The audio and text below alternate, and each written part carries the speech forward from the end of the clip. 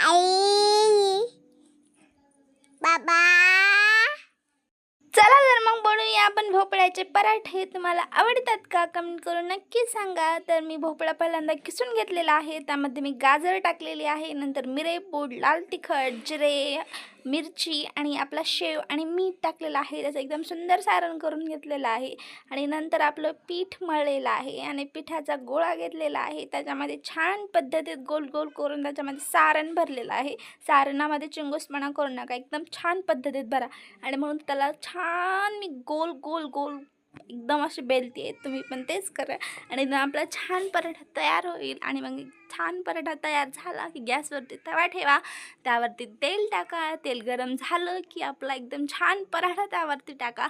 पराठा त्यावरती टाकला की त्याला छान एकदम शेकू देत क्रिस्पी होईपर्यंत. आणि आपला पराठा तयार झालेला आहे. तुम्हाला खरं सांगते, मी आमच्या इथे सगळ्यांना खूप जास्त आवडलेला आहे. थँक्यू.